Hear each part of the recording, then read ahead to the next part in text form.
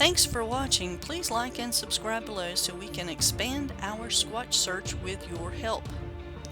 If you do have an encounter to tell, send it to SoCalSasquatchOrganization@gmail.com. We now have SCSO Keep On Squatching t-shirts available. See link in description below. Join the community and show it off wherever you go. Report number 23733 Class Alpha. Submitted by witness on Sunday, May 4th, 2008.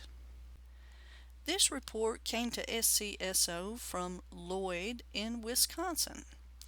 I would like to tell everyone about my uncle's experience with what he later called the primitive person of the forest.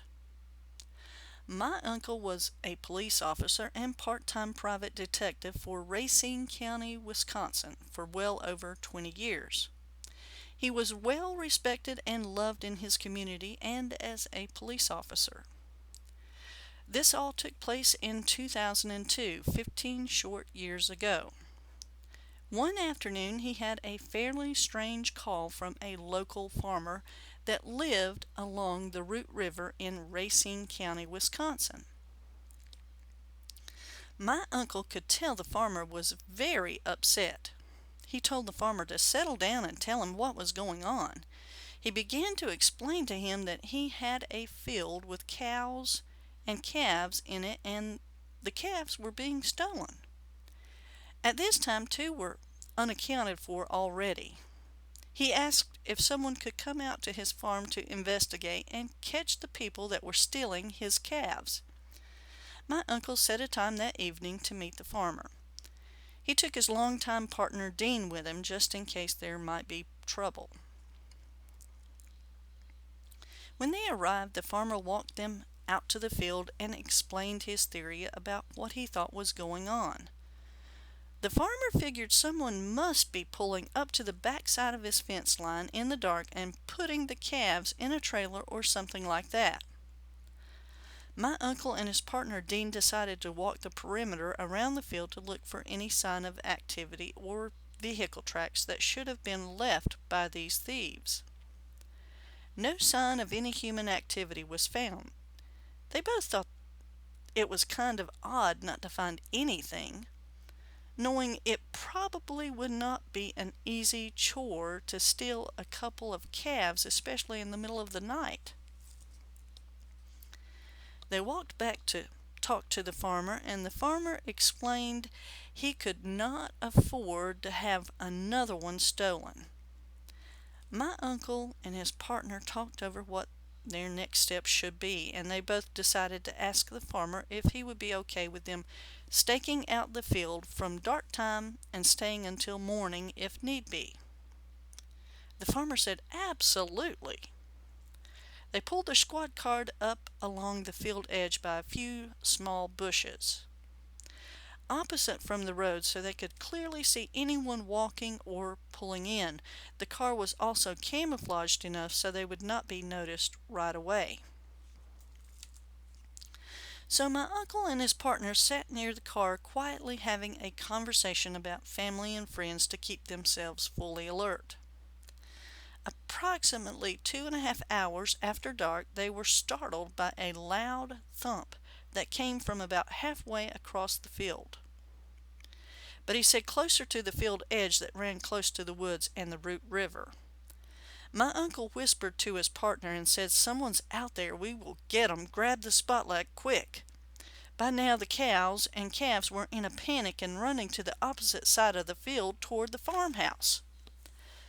My uncle grabbed the spotlight from his partner and hit the spot immediately. Now what they saw shocked both of them. Like my uncle said, he's not shocked by much because of his training and his experiences as a police officer. But this was different. What my uncle told me they were looking at clearly in the spot was a creature around 8 feet tall, 4 feet wide at the shoulder, muscles that were so large that no man could even carry them, dark hair from head to toe, and carrying a calf under its right arm. They both yelled stop, and when they did, it turned its head and upper body. Looking into the spot, it covered its eyes with its left arm for a second, turned, and started walking toward the fence line. Now, when it came to the fence, that was about 4.5 to 5 feet high, my uncle said. It just stepped over it with ease. It didn't have to jump at all, still carrying the calf the whole time. They watched it walk into the darkness of the woods and a little ways down the hill until it disappeared somewhere along the river bottom. My uncle and partner looked at each other and said, "What the F did we just witness?" My uncle said, "Well, it wasn't a bear or a human. That was a damn Sasquatch. There's no other explanation," he said. At that point, they were both shaking and in a state of shock. When they finally calmed down enough to drive, they drove out of the field onto the farmer's driveway and sat there not saying a thing. Dean finally spoke and asked my uncle, "What the hell are we going to write on the report?" They decided to write up the report saying that an unidentified animal was spotted and was the cause of the farmer's missing calves. Case solved. Now, they did return to the farmer's home after working hours and told the farmer what actually took place. He was shocked but knew both my uncle and Dean and believed them 100%. They also told him if any more calves go missing to give them a call and no one else but them. The farmer did not call after that night. Maybe the Sasquatch moved on and after being caught by them in the field, no one really knows. After that life-changing experience, my uncle and his partner were true believers in what he called the primitive people of the forest. He told my family this story often and right up to tell them he passed away 4 years ago. My family and I all know to that these creatures do exist, knowing that my uncle had integrity and honesty. My uncle was lucky enough to experience another primitive person a few years after his first encounter while out hunting in the mountains of Wisconsin. But that is an experience that I can tell everyone about at another time. Thank you, and God bless.